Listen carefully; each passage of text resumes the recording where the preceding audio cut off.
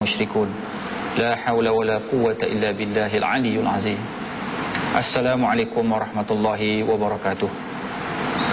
Muslimin muslimat sedang penonton yang dirahmati Allah sekalian.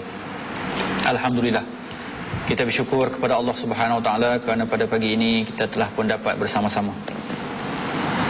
Kita dapat bersama-sama bagi menghayati satu tajuk. Tajuk ni agak penting dalam kehidupan kita. Tajuknya kawan makan kawan.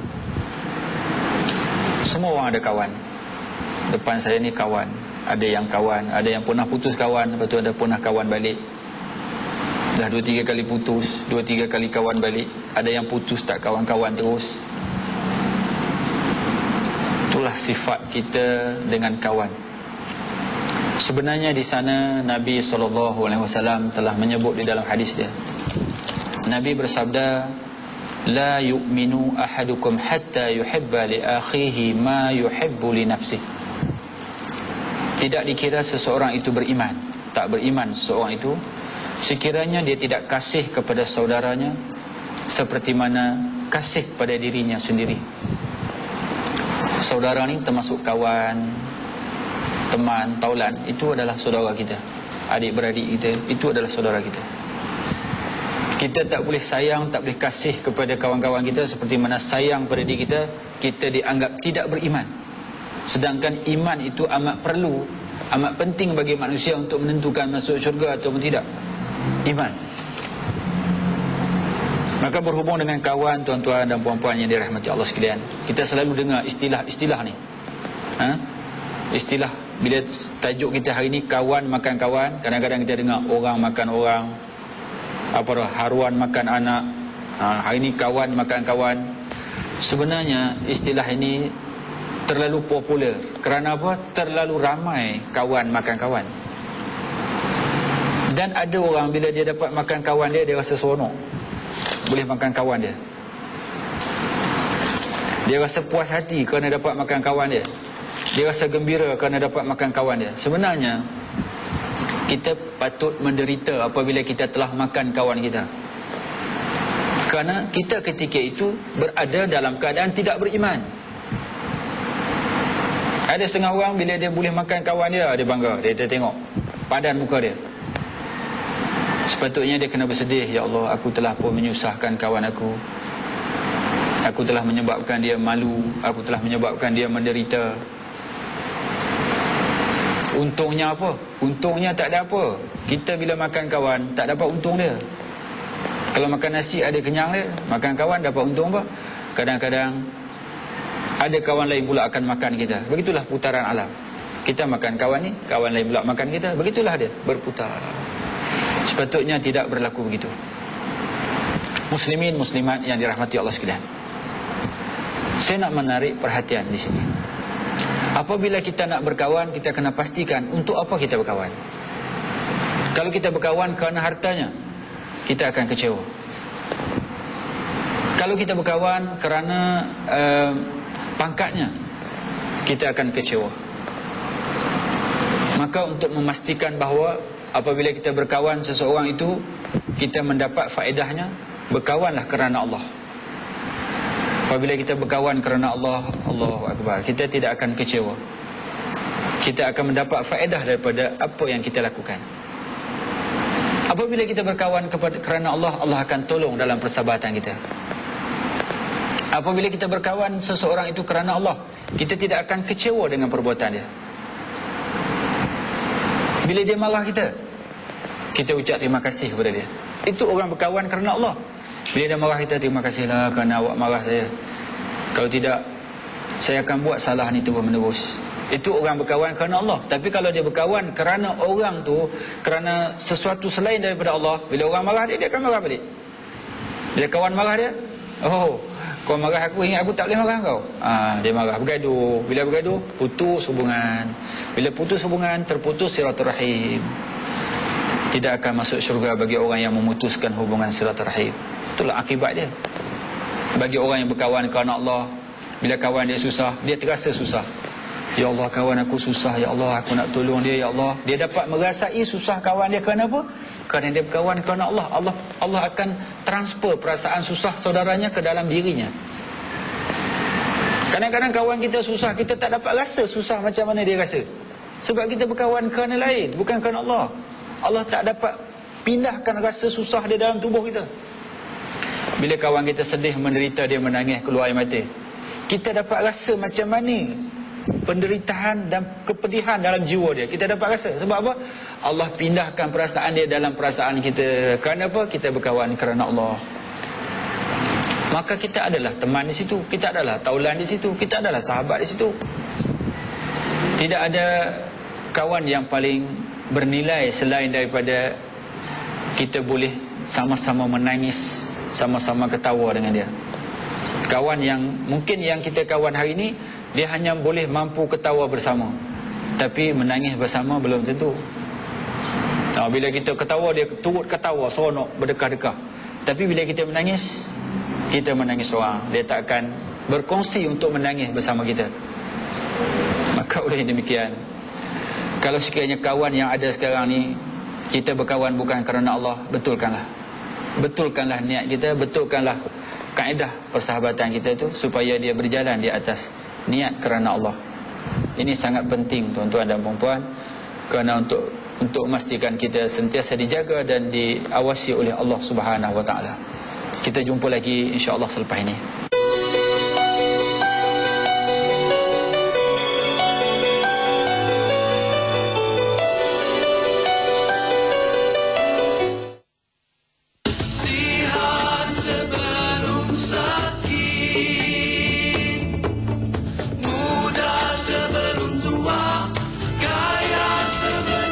Assalamualaikum warahmatullahi wabarakatuh.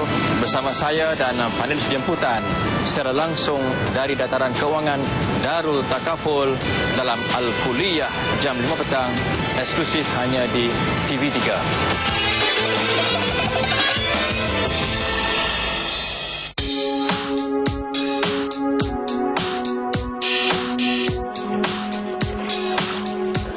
Antara paparan McDonald minggu ini.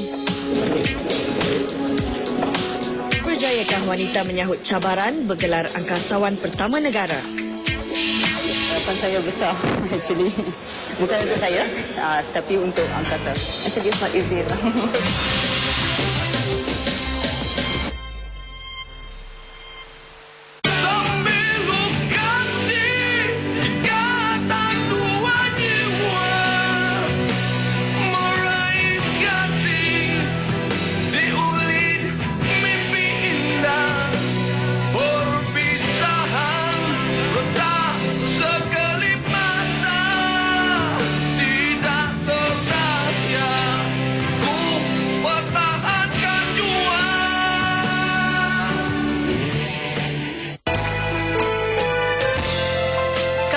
Ucapkan terima kasih kepada semua yang sudi memberi sumbangan kepada tabung TV3 bersamamu.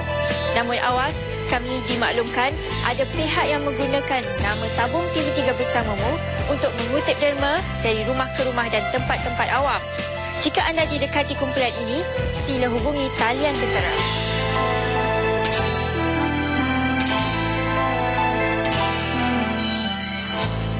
Dalam sebuah kisah cinta, cinta suci yang dihalang. Setelah terpisah, mereka menyambung cinta.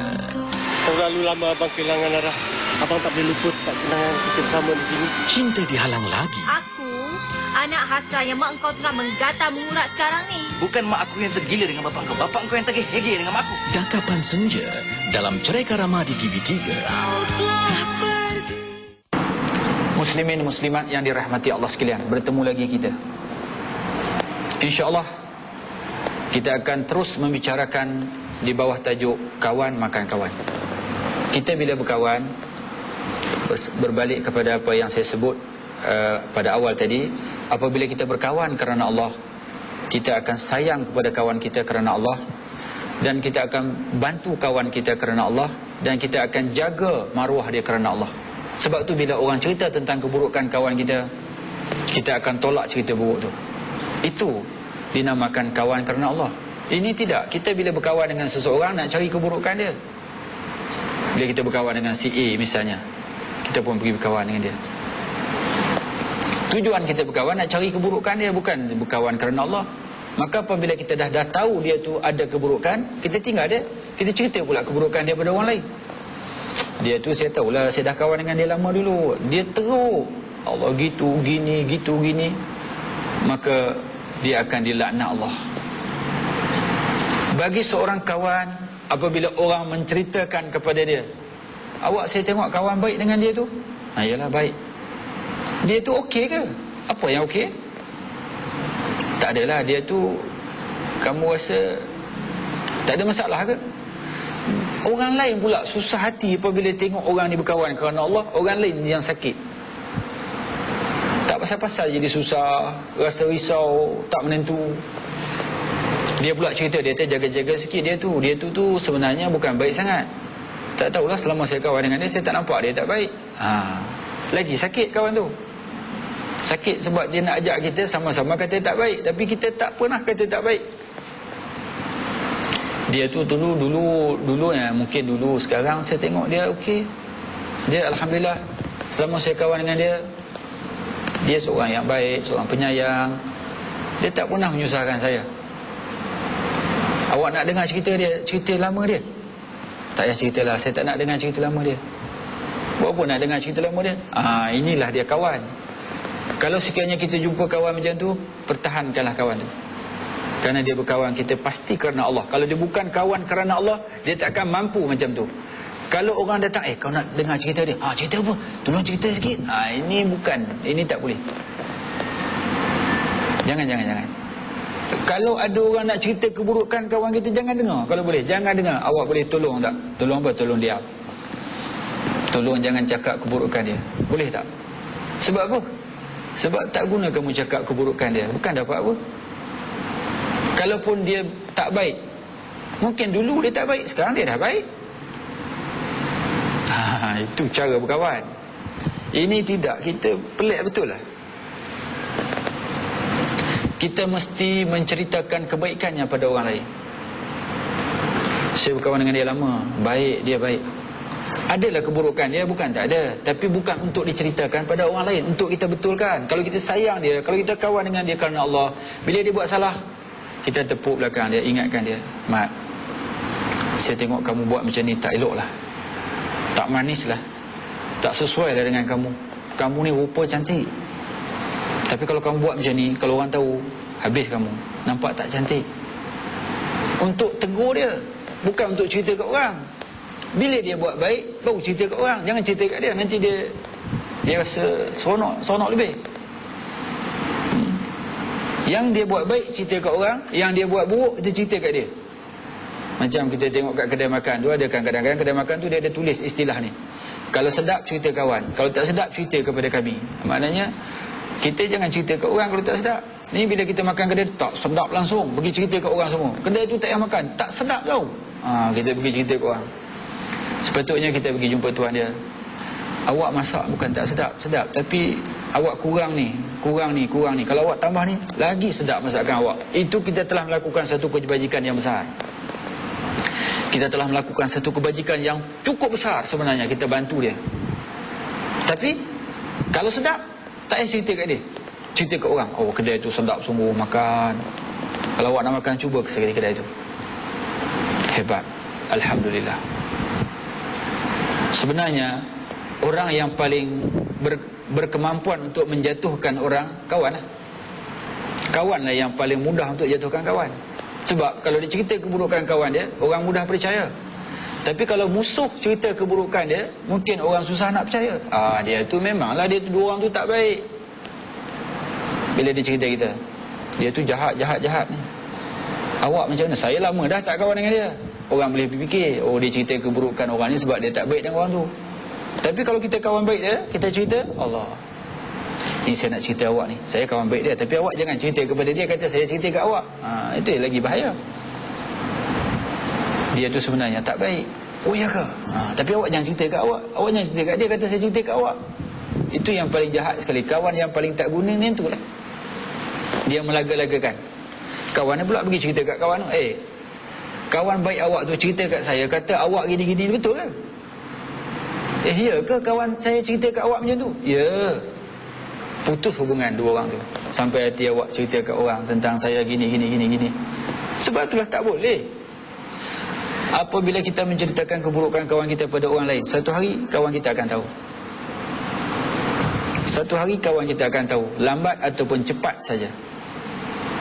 Sebab itu bahayanya apabila kita melakukan perbuatan-perbuatan yang Allah tak suruh. Kita melakukan perbuatan yang syarak tegah. Apabila syarak tegah adalah keburukannya tu, jangan buat. Perbetulkan balik kalau yang kita tersilap. Yang akan datang, jangan. Sebab bukan menyusahkan orang lain, menyusahkan diri kita sendiri. Kita akan menyesal nanti. Elakkan daripada kita menyesal. Benda yang boleh kita perbaikilah. InsyaAllah kita jumpa lagi selepas ini. Kita harus ingat bahawa apabila kita berkawan, kalau kita tak dapat merasai kesedihan yang dia rasa, macam mana dia rasa, kita belum lagi berkawan yang sebenar-benarnya kawan. Kalau kita tak dapat rasa seronok yang dia rasa, seperti mana yang dia rasa, belum lagi kita faham kawan kita tu. Kadang-kadang kita bila berkawan, kita nak kawan faham kita, tapi kita tak pernah faham kawan. Maka sebab itulah kawan tu tidak mencapai matlamat. Kita nak dia faham kita. Awak ni tak faham-faham lah. Dia sebab kawan tak faham dia. Tapi dia nak kawan faham dia, tapi dia tak pernah faham kawan. Maka persahabatan tu tidak akan menjadi intim.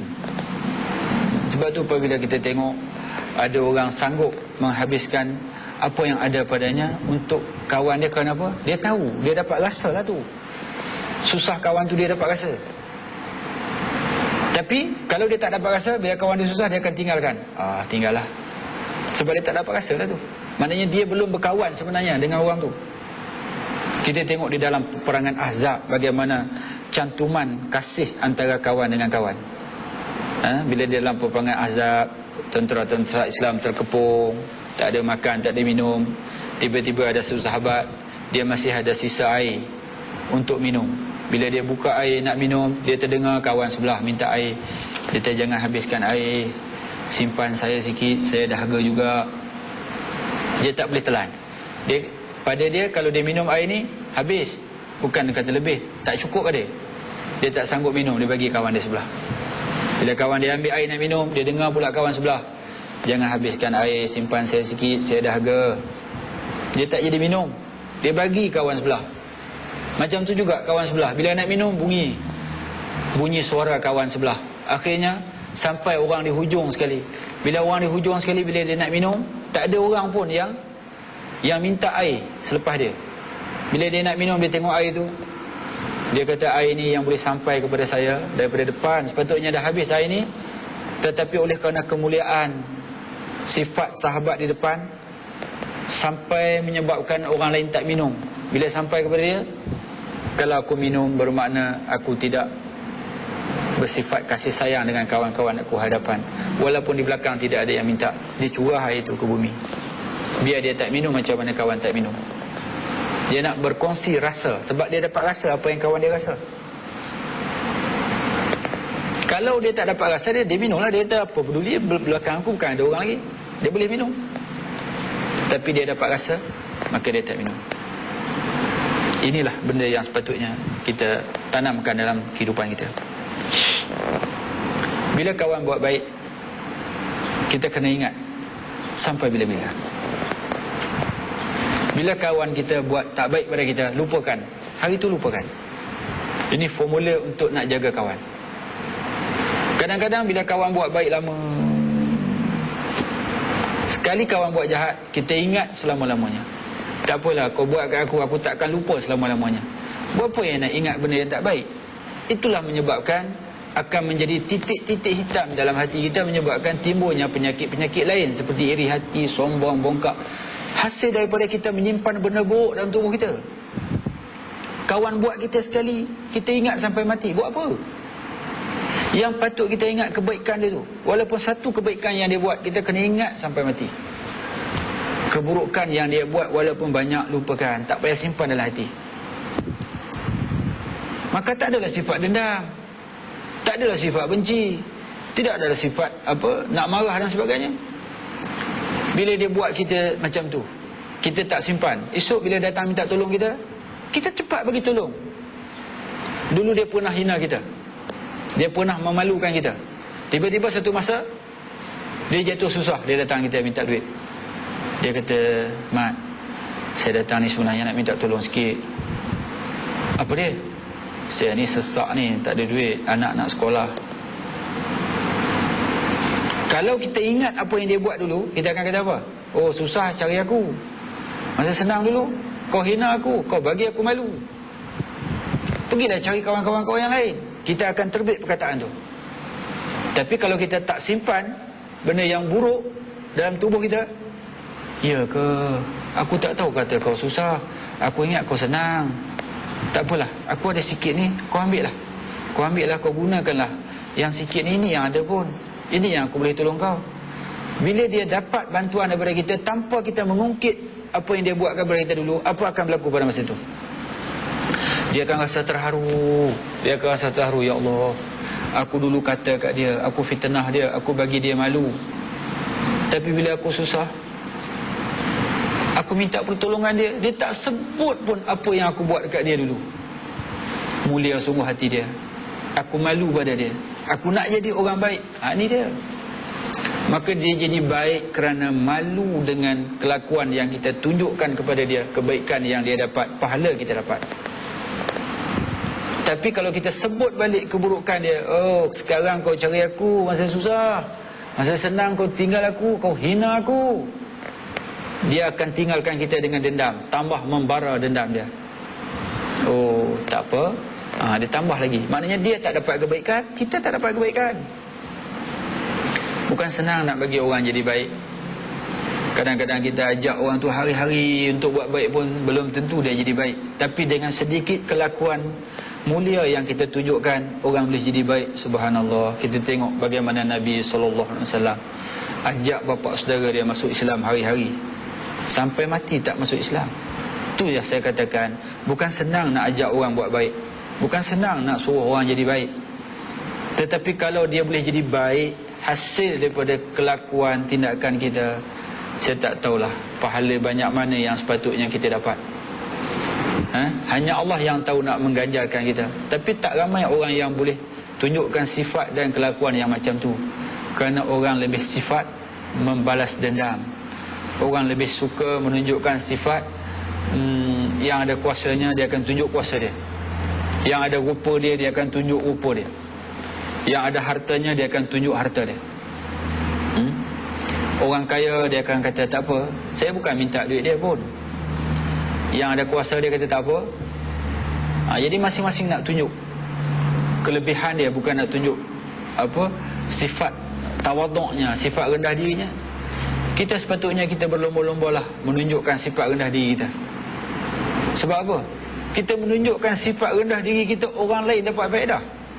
Orang lain malu kepada kita. Kerana apa? Kerana kita ada sifat rendah diri, walaupun kita kaya. Sebab tu dikatakan ghaniyun mutawaddi'. Orang kaya yang merendah itu doanya makbul. Orang kaya, dia kaya, lepas tu rendah diri pula. Ya Allah, kaya rendah diri, makbul doa dia. Kalau kita nak berdoa, suruh orang yang macam ni berdoa. Orang kaya yang bersifat rendah diri, doa dia mustajab, insya-Allah. Mudah-mudahan tuan-tuan dan puan-puan, kita bertemu lagi di lain kali, insya-Allah.